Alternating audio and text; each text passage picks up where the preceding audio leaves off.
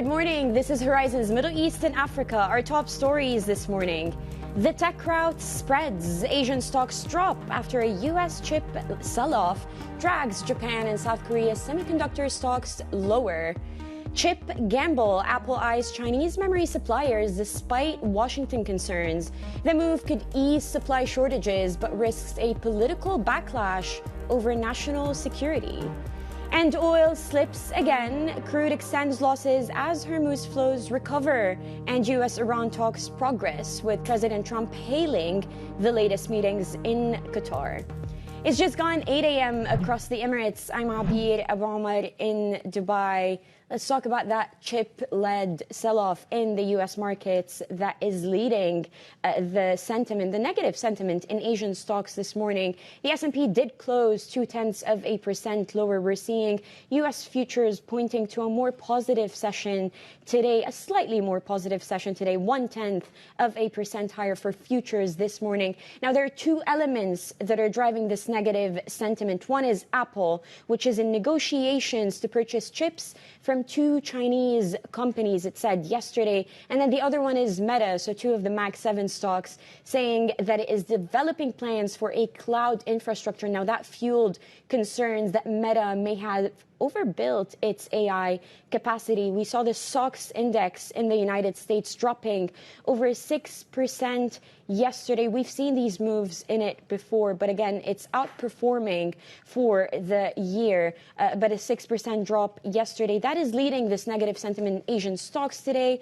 We're seeing Asian stocks about 1% lower, 0.8% lower now, paring down some of the losses from earlier. The Kospi is falling quite substantially. It was falling as much as 7% earlier in the session, led by SK Hynix and Samsung, that are now dropping 6%, a little bit over 6% respectively. So we're seeing downward moves in Japan as well. But when it comes to Brent crude prices, 1% lower. We're at $70.8 a barrel. Those are levels we haven't seen since before the war. So we're erasing all those gains seen during the war. In the commodity space, we're also keeping an eye on gold, which is rising after the speech by Kevin Warsh yesterday in Portugal. And that leads me to the yield on the 10-year notes, 4.48%, not doing much today. We saw a movement yesterday, at least what bond traders and what traders are factoring in is possibly not a rate hike in July. Now, it remains to be seen what the prospects are for a rate hike for the remainder of the year, but some comfort by Kevin Warsh yesterday. Now, moving to the tech story, which is leading this negativity across the board in Asia. Apple is set to be in negotiations to buy chips from two Chinese companies on a Pentagon blacklist. It's trying to reduce the impact of a global memory shortage that's forced it to raise prices across its product line. Bloomberg's China correspondent Min Lo joins us now for more details on that story. Min, good to have you on. Is this going to face opposition from the government in the U.S.? Well, I think Apple is really preemptively trying to protect itself against any potential opposition, because technically Apple doesn't need the U.S. government approval to buy from these two Chinese companies, because yes, they are blacklisted on the Pentagon list. This only prevents the Department of Defense from buying from these companies, but it doesn't prevent a private sector firm like Apple from doing so. Now, one of those Chinese companies is Yangtze Memory Technology, which is also on a separate list, which is the Commerce Department entity list. Now, this is a different one from the Pentagon list, and it prevents U.S. companies from selling or transferring their technology to the Chinese company. But in this case, Apple is not looking to sell, it's looking to buy from Yangtze Memory. And so that's why it's not going to violate any U.S. export control rules. But of course, given the geopolitical environment, there has been a lot of concern over reliance on Chinese suppliers. And that's why Apple CEO Tim Cook has been in conversation with Scott Bessent, the Treasury Secretary. That's according to what sources are telling us. And Apple is looking to buy these chips to be used in devices that they will sell only in China. And that's a bit to reduce any fallout with these U.S. lawmakers. And Min, we've been talking about the supply squeeze for a while now, but who are Apple's current suppliers and how bad is it really when we talk about this supply squeeze? Yeah, so the current suppliers are the big three, which are Micron Technology as well as Samsung, SK Hynix. But the problem with these big three is that they have been reducing the production of this NAND and DRAM chips, which are the memory and storage chips, because they have diverted to the HBM chips to serve the data centers, because that's a much more lucrative market. And so the supply constraint is expected to continue, given that these big companies, they're looking to expand capacity, but it could still take years for those factories to come online. And so that's why Apple is looking to diversify its supply chain to add some of these Chinese companies onto the list. And just meanwhile, Meta is also developing plans for a cloud infrastructure business. What can you tell us about that? Yes, so Mark Zuckerberg has announced that Meta is now looking to sell excess computing power, whether it's raw computing power or in the form of API services, meaning allowing developers to access some of the AI models that are hosted on Meta's infrastructure. So this obviously is good for Meta's revenue and margins at a time when there has been a lot of concern over those capital expenditures. So we saw the stock popping in the overnight session in the US, up about close to 9%, but then the spillover effect here in Asia is that it's now raising questions about whether or not Meta had actually overspent, because everybody thought that all that capex was for its own data needs, but now it's going to sell to other players. And so what does it mean for the demand outlook for the picks and shovels of the AI data center industry, right? So Samsung, SK Hynix badly hit in the Asia session, but Meta, on the other hand, is really entering into the space that's so far been dominated by players like Amazon Web Services as well as Google Cloud, and it's definitely seen as a positive for Meta. All right, Bloomberg's China correspondent Minmin Lo, the latest on that tech route. And staying with the tech theme, just some breaking news across the Bloomberg terminal this morning. According to the Financial Times, OpenAI is discussing handing the U.S. government a 5% stake. This is OpenAI discussing a 5% stake to the U.S. government at the $852 billion startup as it seeks to clear these political obstacles by securing a financial buy-in from the Trump administration. It also says that Altman is in active talks, Sam Altman is in active talks with the administration public ownership. This is just breaking now, citing the Financial Times. Now, moving on to the other big story that we saw yesterday, the heads of major central banks discussed the changing inflation outlook at the ECB's annual forum in Portugal. Fed Chair Kevin Warsh says price risks have come down in recent weeks and that his goal remains to bring inflation back to the U.S. central bank's 2% target.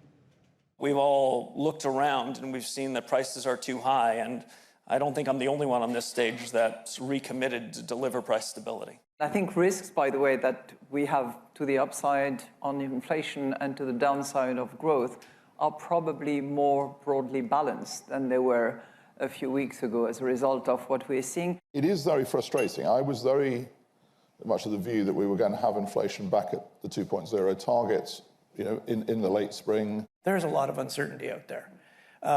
Those risks could shift quickly. And the other part of our message is, if the situation changes, we're prepared to take action. Joining us now is Sree Kochugovindan, Senior Research Economist at Aberdeen Investments, to talk more about the story. Sree, thank you for joining us this morning. You heard what we saw out of the meeting with the central bankers yesterday. Kevin Warsh's statement, a little bit of comfort to the market. What else did you make out of his remarks yesterday?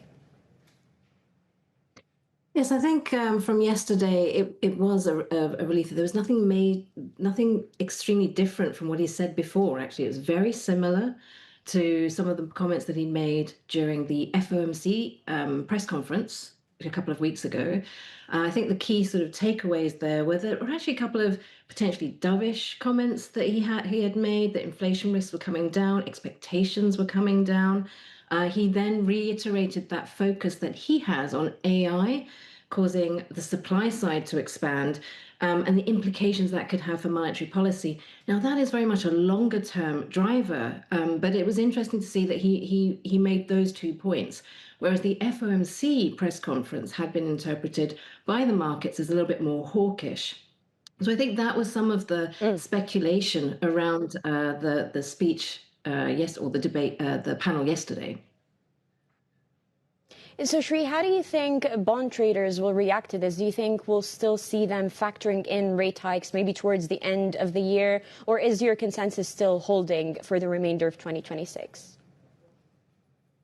So we actually have a view that the Fed will be on hold for the rest of the year. But I think in terms of pricing, the fact that there's a constant reference to the shift in framework, the dropping of the forward guidance, the shorter statement, I think all of this will shift the bond market dynamics potentially.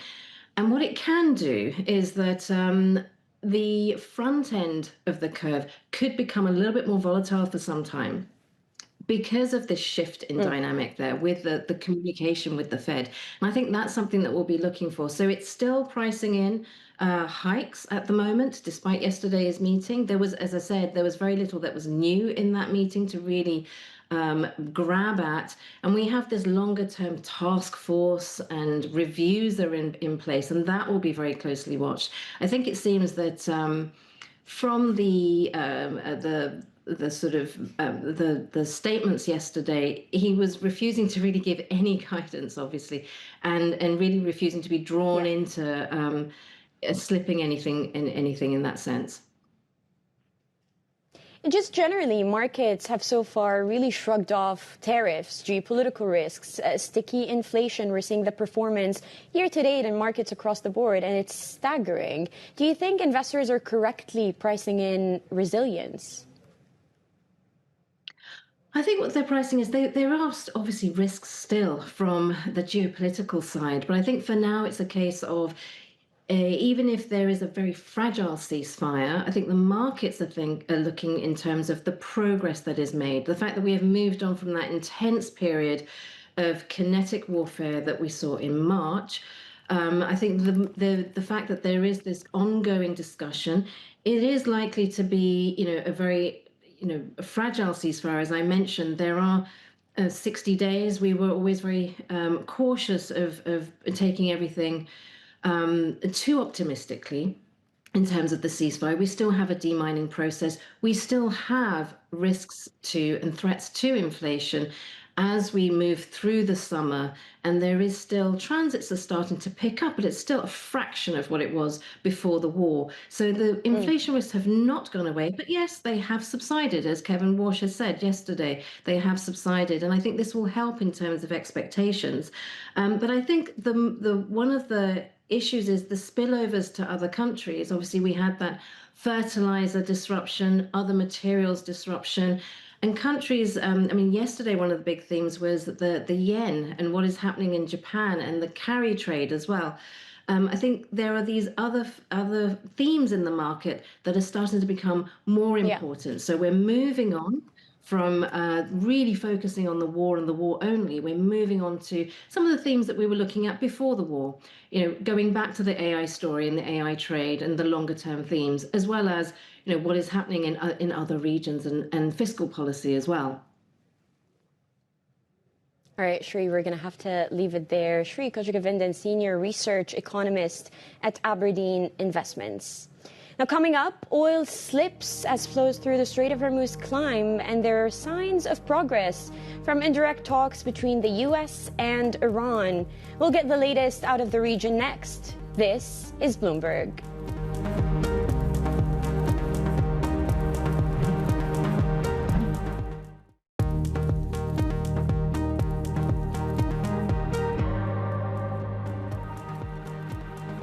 President Trump says negotiators have made progress amid indirect talks with Iran as both sides seek a permanent end to the war.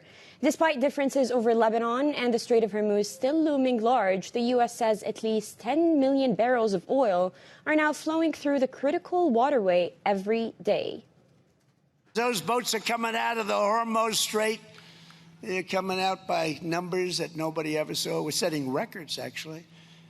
The oil is dropping. We have some great oilmen here. I don't know if they're happy or sad. I don't give a damn if they're happy or sad. I want the prices to go down, and the oil is dropping like nobody thought possible. Joining me now is Stuart Livingstone-Wallace, Bloomberg's executive editor for the Middle East, North Africa, and Russia. Stuart, this time we're starting with the Strait. The U.S. is saying more movement there. Does Iran share the sentiment?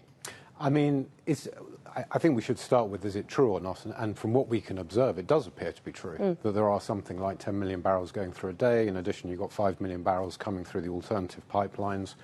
So that takes you to 15. A normal day, i.e. pre-war normal day, would be at 20. So we are actually getting surprisingly close.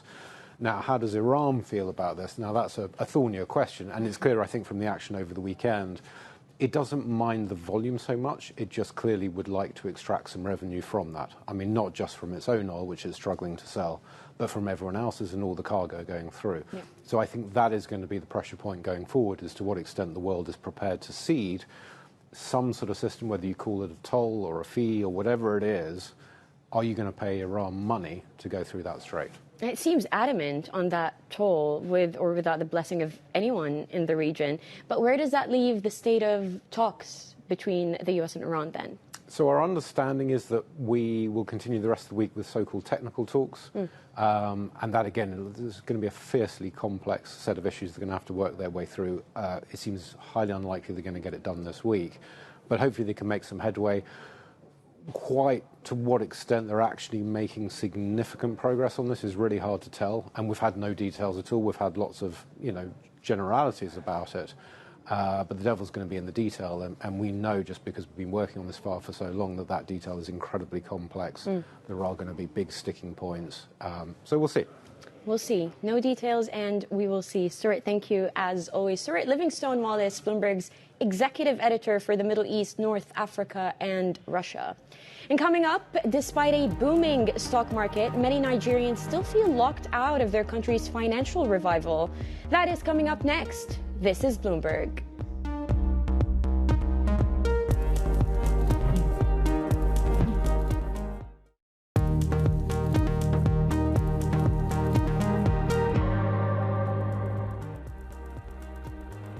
South African Reserve Bank Governor Lesedia Kganyago says it's a concern that inflation expectations have risen above the SARB's 3% target. Speaking at the ECB forum in Centra, Kganyago says policymakers need to respond. Inflation expectations have risen. They are above our target, and that is the concern, and that is what we should actually be responding to, and which says that the step that was taken in May was an appropriate one. What action gets taken in July, we will see the data, and depending on the outlook, we will calibrate policy accordingly. That was the governor speaking with Francine Lakwa. Now, Nigeria is undergoing a financial revival, with the country's benchmark stock index surging 52% in dollar terms this year, making it the world's fourth best performer. But while President Tinubu's economic overhaul is celebrated in financial markets, many everyday Nigerians still feel left out.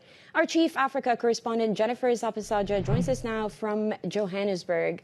Jen, good to have you on with the latest on this story. What reforms has President Tinubu introduced, and what impact have they had? Well, Abir, from the first few weeks and days that we saw President Tinubu in office, he had promised to make a number of these reforms, and we saw those actually come to light. One of the first actions that he did was removing a fuel subsidy that a number of investors had said was costing the government quite a lot.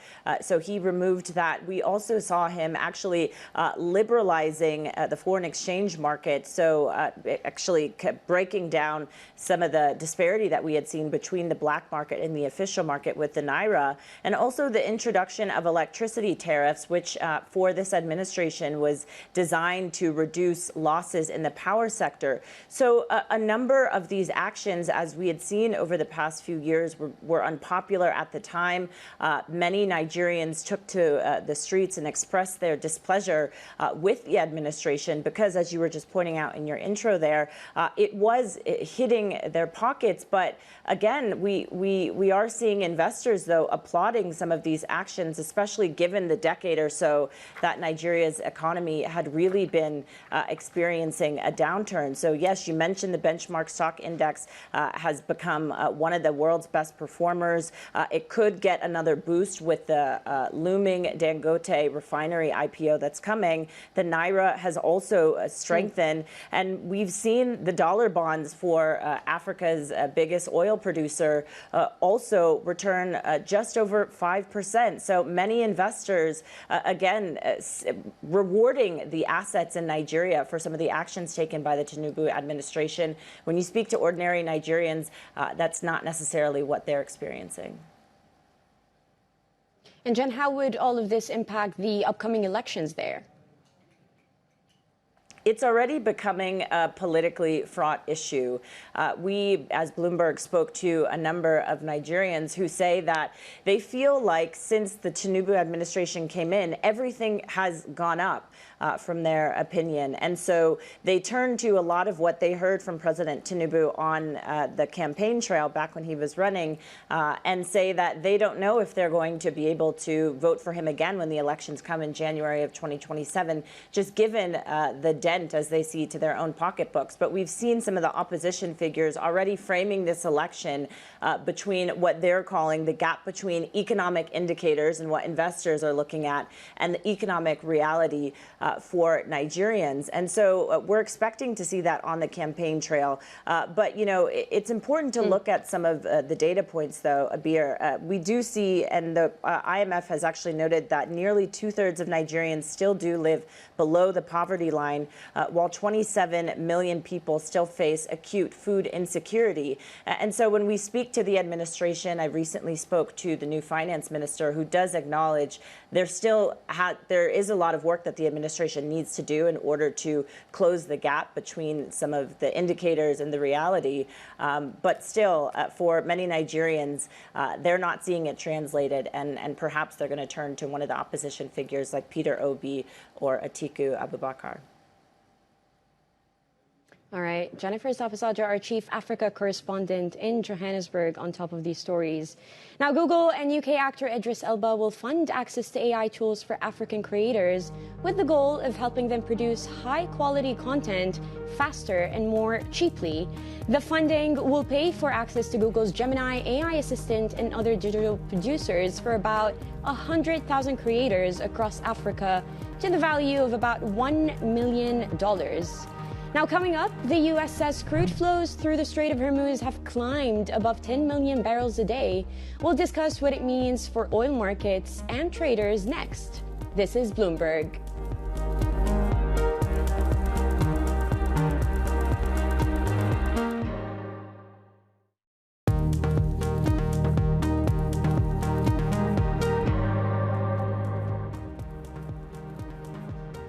Good morning. This is Horizon's Middle East and Africa. Our top stories this morning.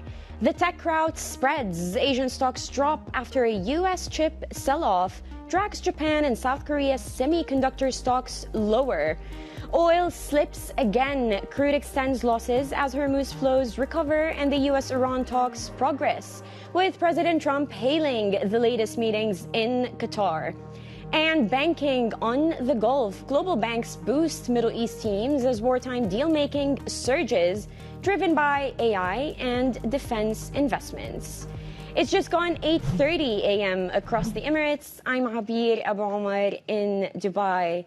Well, we continue to monitor this chip-led sell-off that started in the U.S. yesterday. U.S. futures trading sideways this morning on the upside, perhaps pointing to a more positive session in the S&P 500 today, which closed 0.2% lower on the first trading day of the quarter yesterday. And this was due to two elements affecting the market. One is Apple saying that it's considering negotiations with two Chinese semiconductor firms. That's weighing on Asian stocks. We'll talk about that in just a second. And then the second is Meta, which is developing plans for a cloud infrastructure business, fueling those concerns that it may have overbuilt its capacity. Now, this news coming out of the tech sector had led the SOX index, which is a gauge for semiconductor stocks in the U.S., to drop over 6%.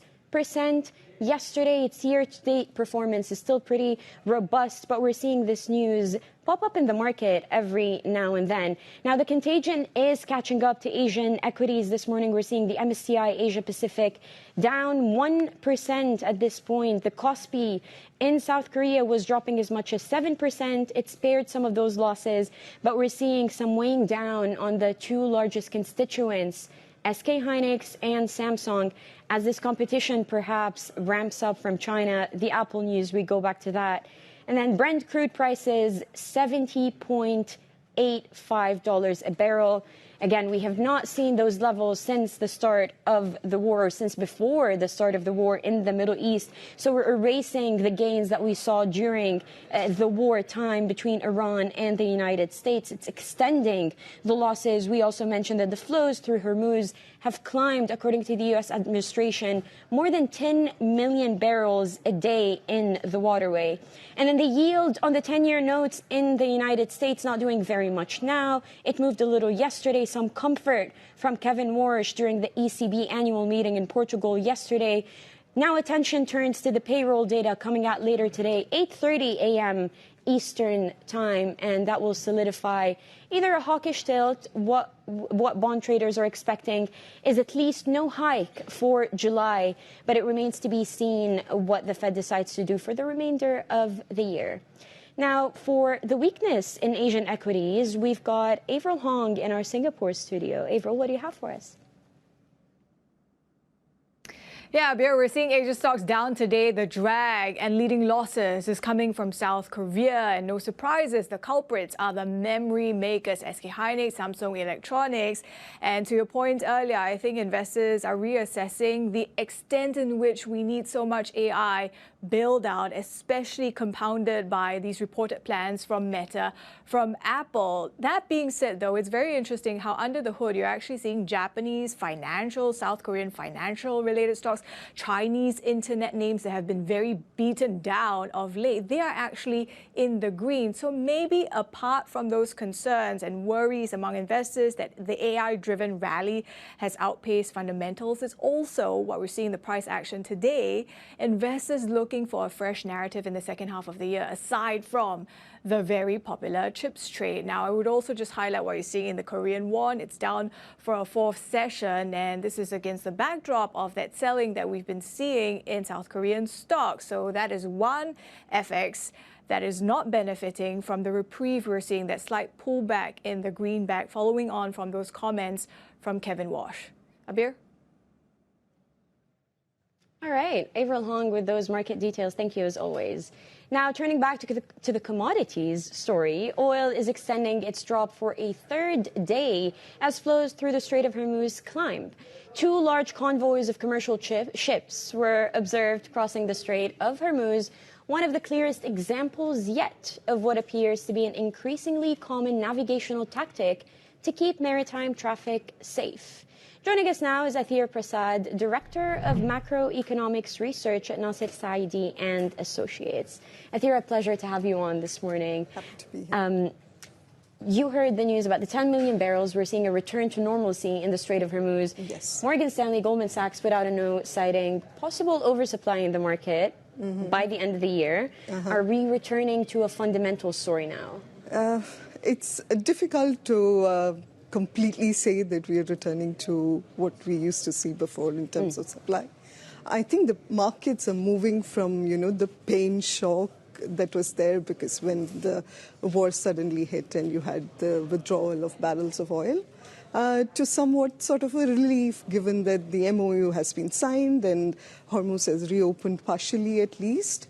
But we have to be cognizant of the fact that there are still uncertainties in the market. There are lots of issues that have not been confirmed. Yeah. We do not know the way ahead. Sure, in the near term, we are seeing whatever barrels were trapped in the Strait of Hormuz are probably returning.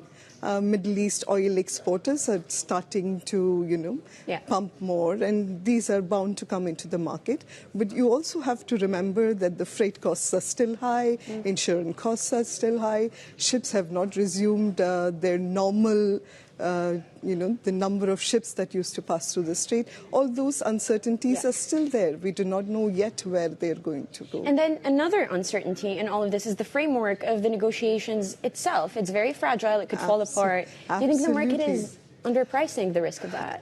I think it is a bit because, I mean, even if you look at what happened last weekend, all it takes is a few incidents here and there to kind of raise up the insurance costs, have that sort of security issue come to the forefront again.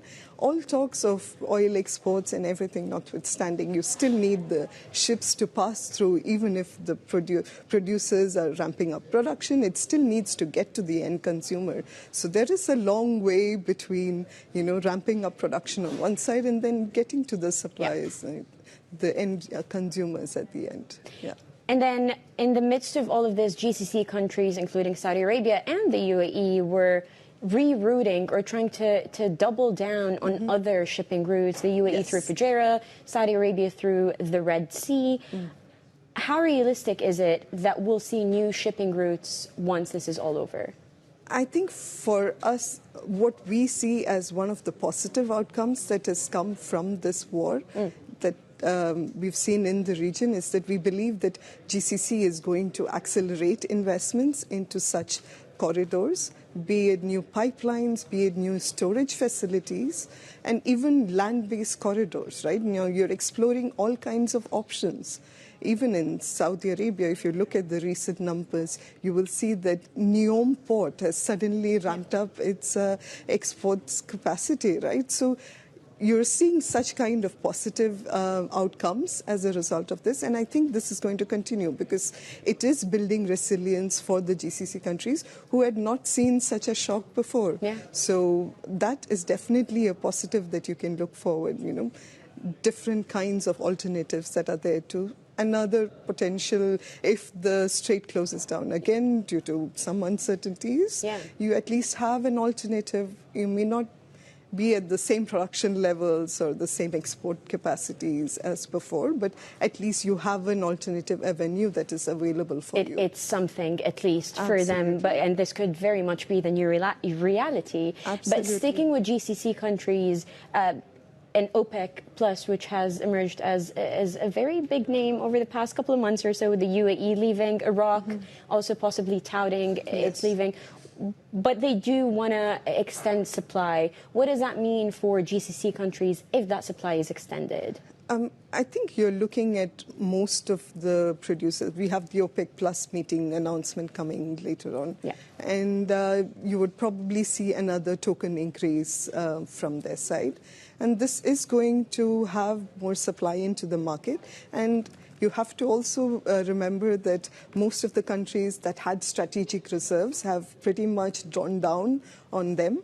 These need to be replenished. God forbid you have another incident and you do not have the fallback option of, releasing more reserves into it. So it is going to balance out. The supply will be there and the demand is going to balance it out.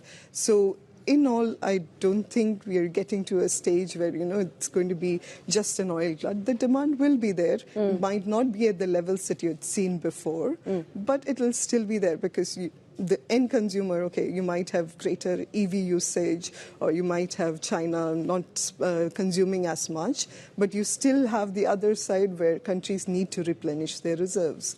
So that will always balance out, I think. And then one concept that I'm really intrigued in is the winners and losers in all of this. Obviously, oil prices reached over $100 a barrel at the height of this, benefiting these countries. What does that mean, or what did that mean for their diversification strategies generally? I think most of the countries of the region are going ahead as planned in terms of their diversification policies. Because at the end of the day, this is a shock that it's a windfall, right? So you can either use it to be part of your reserves and then spend it wisely down the line, or you could just spend it at the moment and then gain no benefit in the long run. So I think most of the countries in the region are very aware of what's happening, and I don't think their diversification plans have changed. If at all, it is given reason for them to be more diversified in the long run. So I think plans are on. plans are on, definitely. Okay, they'll be happy to hear you say that, Aathira. Thank you so much. A pleasure having you on this morning. Aathira Prasad, Macroeconomics Director at Nasser, Saidi and Associates. Now, for a look at some of the other stories we're following this morning, the U.S. will not renew its trade deal with Canada and Mexico, choosing instead to conduct annual reviews of the USMCA Pact.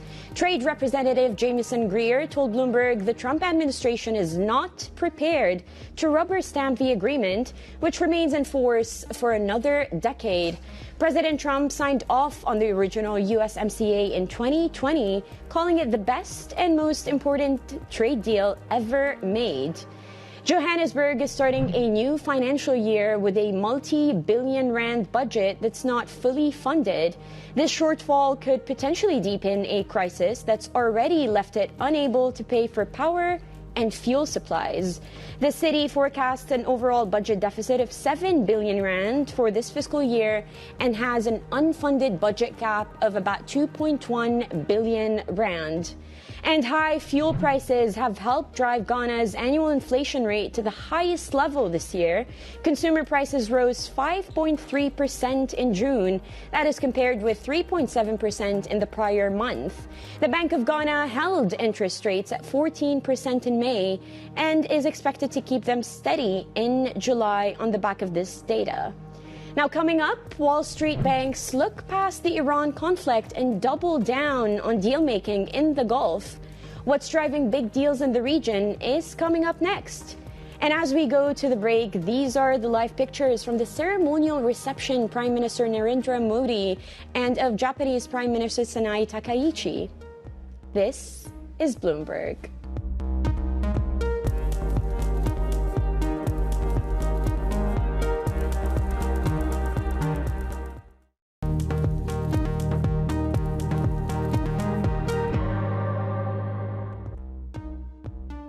Welcome back to Horizons Middle East and Africa. At the start of the Iran war in February, big banks were grappling with the prospect of a protracted slowdown in the Middle East. But now, Wall Street firms are adding bankers in the region, with some relocating staff and others hiring for Dubai-based jobs. For more on this story, we're now joined by Bloomberg's Laura Gardner-Cuesta. Laura, I believe this before I even start talking about it. The traffic in the IFC is crazy these days. But what is driving this push? So what we've seen, actually, perhaps counterintuitively, is that we've seen a rise, particularly in M&A concerning Gulf entities. So we've seen outbound M&A has continued at pace, like from the start of the war. That hasn't changed. But what we're also seeing is a lot of M&A inside the region. So we're seeing some infrastructure deals, like huge privatization programs from Aramco. In Kuwait, we're seeing a huge pipeline deal as well, which is drawing interest from some of the biggest private equity names. So this sort of deal making isn't stopping. And we're also seeing, like, outside of the infrastructure space, we're seeing, like, there's an IVF business, for instance, being sold in the UAE. So M&A has really continued at pace, and banks are obviously taking notice. And we're seeing even law firms adding staff here. So, yeah. Keeping you busy. Yes, definitely. We are all very busy in this desk, yeah. But is it just big corporations that we're seeing coming in, or is it other types of corporates? So for now, what we've reported on is mainly these private sector and sort of banks and law firms. I mean, we know sovereign wealth funds historically have been beefing up their staff. What I would say, just as a bit of caveat, we've seen M&A continue at pace. Where we have seen a bit of a drop is in ECM. So we've essentially seen IPO volumes have fallen this year, particularly in the UAE and Saudi. We had a huge pull deal. But in Oman, for instance, we had a big IPO pricing just yesterday for a fertilizer business. So it's not as muted a picture as you might have expected. And then going forward into the second half of the year and then the next year as well, is there, from what you're hearing, is there an expectation for this kind of trajectory, this kind of momentum to go on? It seems so. I mean, it's hard to predict. I think you're speaking to a lot of people, like, what we really need is a resolution to the conflict that gives people confidence. And for investment decisions, you really need to be able to say categorically, like, this has ended. But for now, I mean, we've seen people have been able to continue with transactions without this stopping them. I think some sectors, of course, I should also mention real estate, hospitality is a bit of a tougher backdrop, but for now we haven't really seen this slowdown. So. All right, Laura, with Dubai and the Middle East keeping you busy, that was Laura Gardner-Cuesta, our ECM reporter. Now, for a look at some of the other stories we're following this morning, Saudi Arabia is selling millions of barrels of oil on an ad hoc basis to customers in Asia. The unusual move illustrates the complex task of restoring flows throttled by the Iran war. State-run energy giant Saudi Aramco has sold at least 6 million barrels of crude on a so-called spot basis on 3 supertankers bound for South Korea, Japan, and China. Oman India Fertilizer's IPO has drawn over $12 billion in orders, becoming the Middle East's largest listing since the outbreak of the regional conflict. The fertilizer producer is set to raise $678 million via the first-time share sale. This is according to the country's Financial Services Authority. The IPO comes amid elevated fertilizer prices and a resilient Oman stock market since the start of the Iran war. And coming up, Abu Dhabi's MGX has raised $49 billion for one of the biggest ever funds dedicated to artificial intelligence deals. That is coming up next. This is Bloomberg.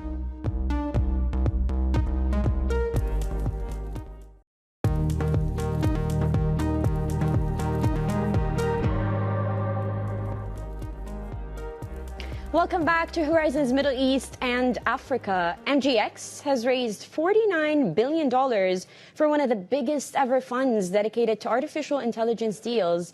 The fundraiser propels the 2-year-old Abu Dhabi firm into the ranks of the most consequential investors in the sector globally. With us and to discuss all these details is Bloomberg's Dinesh Nair. Dinesh, I'm ecstatic to have you here, first of all. Thank you for having me. What is the significance of this MGX deal? It's hugely important, not just from a perspective of AI, but also for Abu Dhabi. To think about, if you asked me a few years back, where do you think one of the biggest AI funds would come from, you'd have thought Silicon Valley. But it's happening in Abu Dhabi, which is quite a significant development. And I think this fund is quite unique because this fund kind of invests across the AI spectrum, which from like infrastructure to software. So MGX has kind of shown in the last 2 years that it can invest across that whole spectrum, which is quite unique. I don't think there are many other funds which have a GP kind of model investing across AI spectrum and raising third-party capital for them. So third-party capital, or do Abu Dhabi funds raising money externally, is there a broader trend that we can see here? Yes, that's something we've been seeing for the last couple of years. I mean, Abu Dhabi is known as one of the biggest pools of capital globally. What has changed in the last, say, couple of years or more recently is that a lot of the Abu Dhabi entities are now thinking about raising money to invest globally. I mean, it kind of started with Mubadala Capital, which is probably the first entity from Abu Dhabi to go out and raise third-party capital. MGS is doing it at a scale which you've not seen before in Abu Dhabi. But there are also other entities. Think about a Lunate, which has ambitions to raise money externally. There's also a new firm called Aldar Capital, which was also looking to raise third-party capital to invest in real estate in Abu Dhabi. So it's kind of a good sign of like the evolution of capital markets and finance in Abu Dhabi, that the fact that this emirate, which is a huge exporter of capital, is also now looking at raising money from global investors. And just MGX specifically, how different does it operate from other AI players in the field? So a lot of the AI players, either focus, you have a lot of infrastructure funds who form partnerships and they focus just on data centers. So MGX does that. And then you've got a lot of venture capital money going into AI, so just backing big companies like Anthropic, OpenAI, XAI, and MGX has invested in all these companies as well. So I think the quite unique thing is that it has a GP-led model, which means it needs to show returns to its investors and it needs to set its investments, which operates like a private equity firm, which is focused purely on AI across all its different spectrums, which is what makes it unique. I don't think there are many funds who are kind of doing that at this kind of level, at least. Okay. Yeah. Dinesh, thank you for that reporting and your time. We'll try to make this a fixture with all your Gulf reporting. Thank you. That was Dinesh Nair covering all things deals happening in the region. Now, before we head towards the end of our show, a quick look at where equity benchmarks are. Green across the screen, although a little bit green across the screen. We're seeing S&P futures, NASDAQ 100, and Dow Jones all trading sideways, although to the upside. Euro Stoxx 50 futures barely moving upward, but perhaps more positive sentiment heading towards the session later today. We keep an eye on the tech rout happening across markets and in Asian equities, which are still tilting lower. Now, when it comes to Brent prices and wider oil prices, they are lower again today as the movement through the Strait of Hormuz continues. 10 million barrels of oil, according to the Trump administration.